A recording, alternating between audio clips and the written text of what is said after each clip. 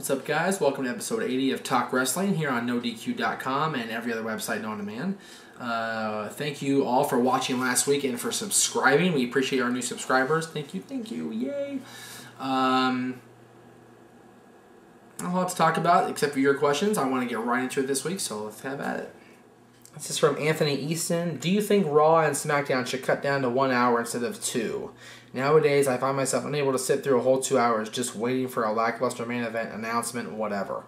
Let alone freaking 5 hours a week. Add 1 for Superstars, 2 for China's main event sometimes, and 3 for a pay-per-view. It's a bit much. I know it means less time for titles and whatever, but it's just how I feel these days. Your thoughts? The problem with cutting down Raw and Smackdown would be the advertising revenue would go down, which means WWE would lose money. And there wouldn't be enough time to develop the storylines. ECW, they have one title that the show revolves around, so they take that 1 hour and revolve it around the ECW title and the occasional other storyline. WWE, the Raw and SmackDown, they've got 3 titles for each show, plus the tag titles to talk about. They got a lot to talk about. That's a lot of stuff to build around. So they have to build feuds, they have to build storylines, they have to talk about, and they have to have the advertising. The biggest thing with Raw and SmackDown being 2 hours is advertising revenue. They get a shitload of money for all that advertising coming in through those commercials. They get a boatload of money. And for them to cut that down would be, financial suicide. Bad idea.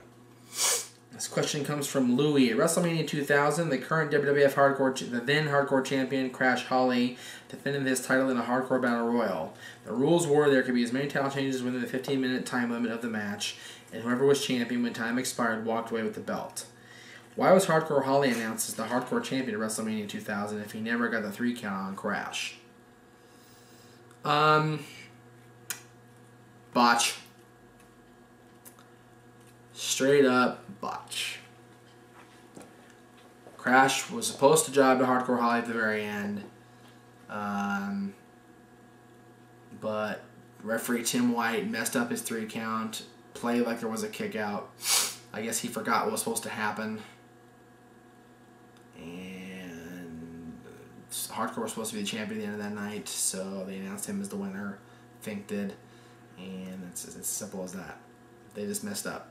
It was a complete flub. Alright, it's time for this week's DVD review. I got a lot of requests about a lot of other things, but I wanted to do this one because I like it, and I think it's a must-buy for everybody.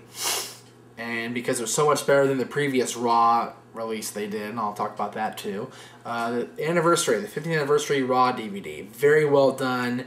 Lots of good highlights on all, whatever it is, 3 discs. Just very well presented. For me, this was great to look back on history, to see highlights from the first Raw. Undertaker was on that Raw. He's been with WWE ever since. Shawn Michaels is on that Raw. He's been with WWE ever since.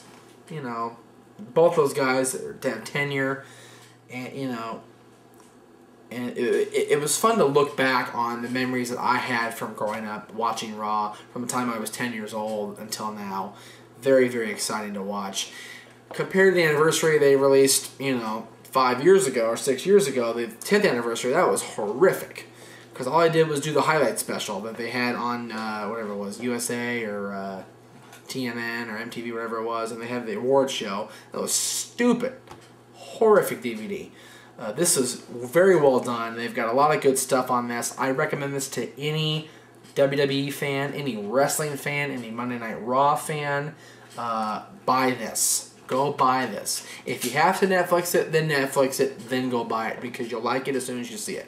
I guarantee it. You'll love it. Go buy it right now. Right now. Right now. This is from Ralph H. I just finished watching The Rise and Fall of WCW, which I am going to review soon. As soon as I get my hands on a copy, I will review it after I watch it. Don't worry about that.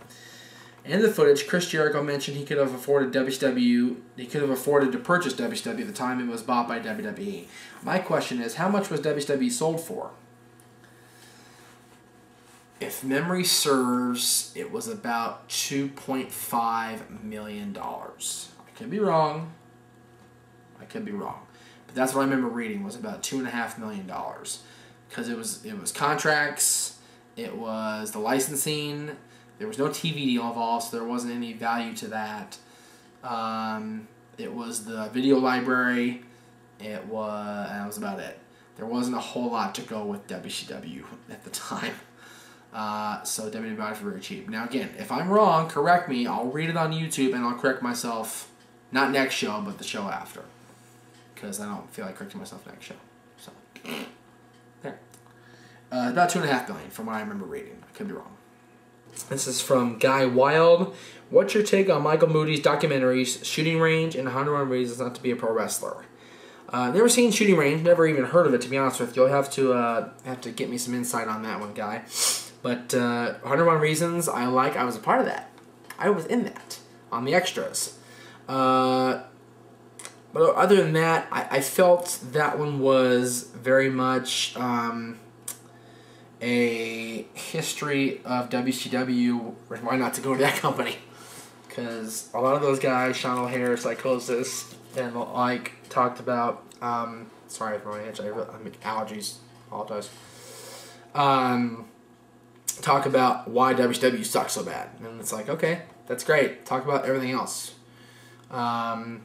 China was on that, and we actually met her. A lot of this stuff was shot at UPW the weekend we were there. To helping out.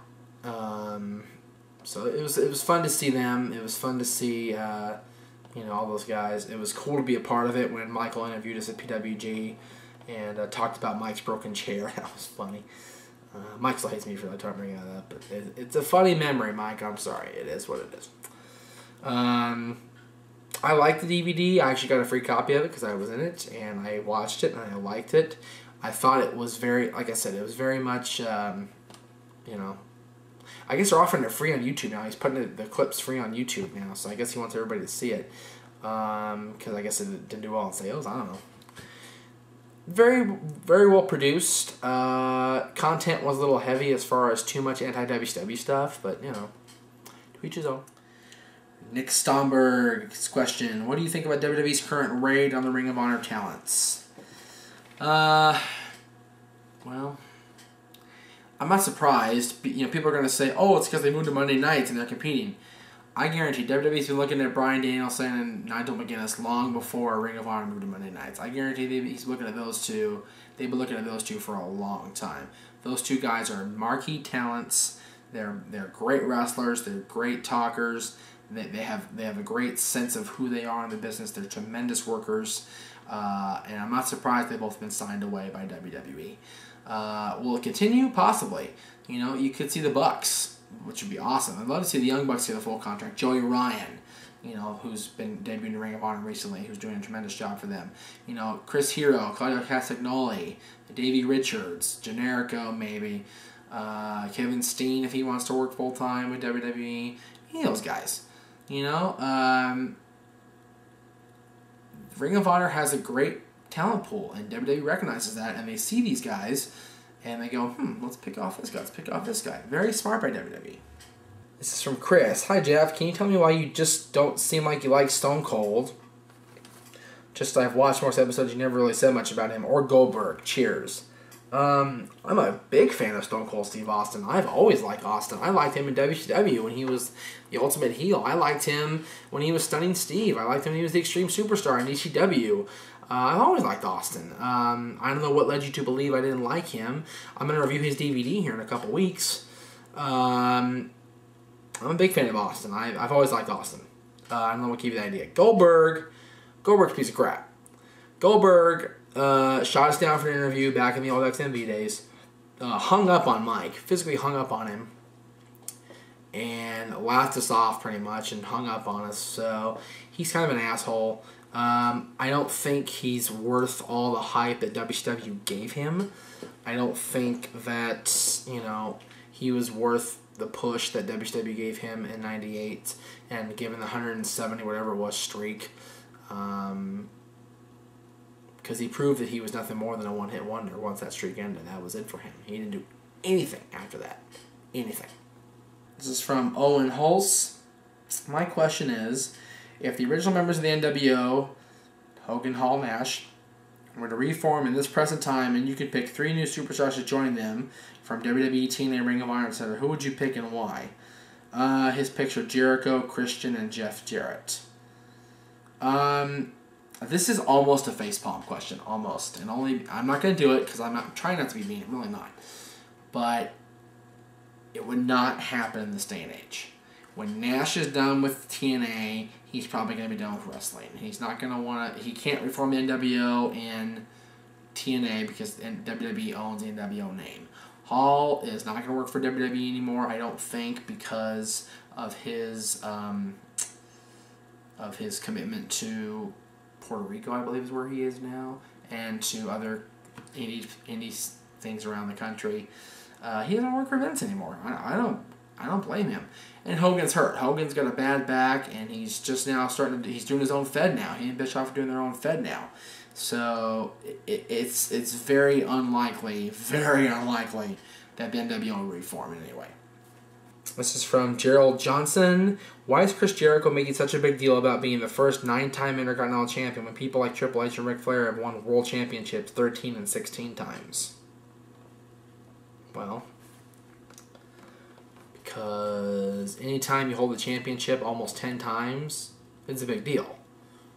Yes, you're booked to do it. Yes, it's storyline. But the fact that WWE sees Chris Jericho as somebody that can hold the championship that many times is special for him. It means something to him. It means that he is doing his job right. It means that he is doing his job well. It makes him feel like he is worthwhile. It makes him feel like he is doing something right for WWE. WWE is doing right by him. I'd be ecstatic if I was a 1-time Intercontinental Champion, let alone a 9-time Intercontinental Champion. My God.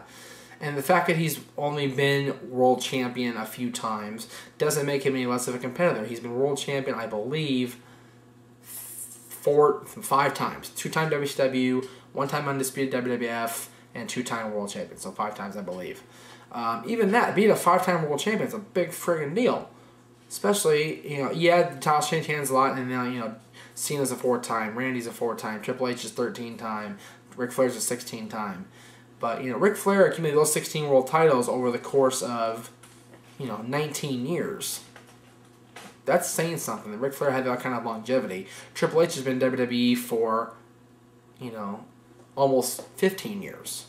That's longevity. That means something. Triple H has had those 13 world championships over the course of 10 years. That's a long time to be holding that many championships and to be that kind of superstar where you can have that kind of notoriety and say, hey, I've been a champion this many times. What have you done? To be a champion in any sport, in any sort of entertainment, to be the #1 guy or even to be the #2 guy, the Intercontinental Champion, is something special. And for him to brag about it, I don't blame him a damn bit. I'd be bragging my ass off if I was Chris Jericho. I would. Alright, today's VRQ comes from, let's see, God's Gift 2X. I'm assuming God's Gift 2 times. Aren't we high on ourselves? No, just kidding. Okay, let's see what your question is. Hey Jeff, there's a question I got for you. I want to know what are your thoughts on the Brawl for All WWE did back in '98, and do you think they'll ever bring it back? I know what you think. Okay. Good question. The Brawl for All was, it was what it was. Let's be honest.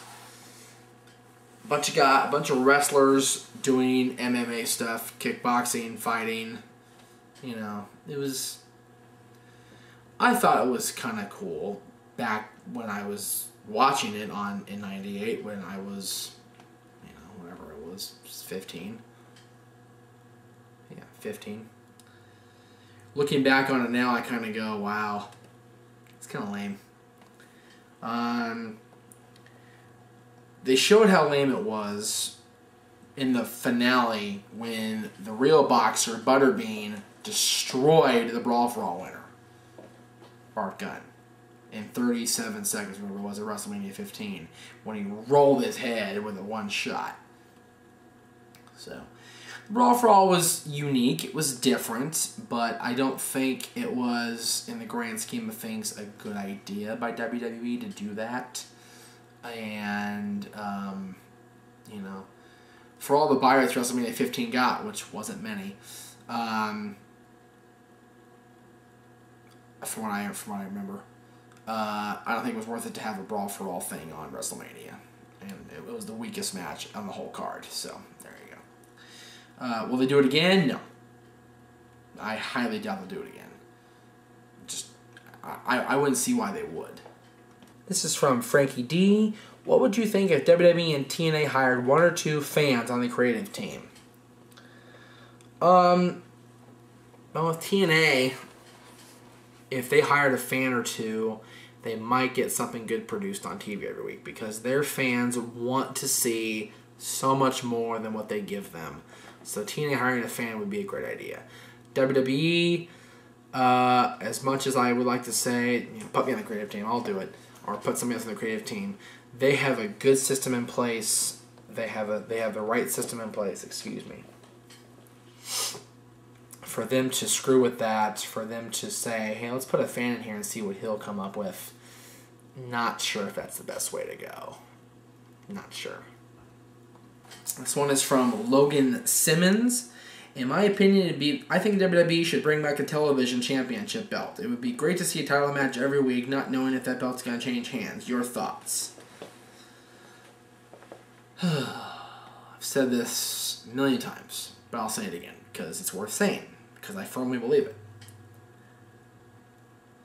WWE doesn't need any more titles.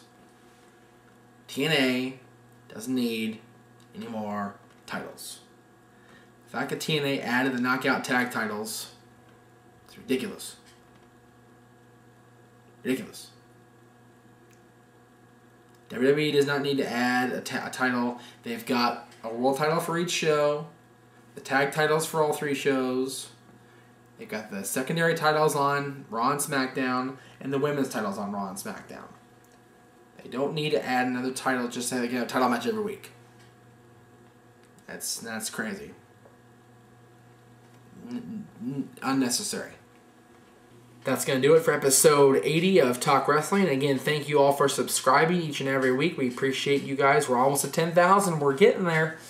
And for the plug, check out the end of the show, and we'll see you next time in episode 81.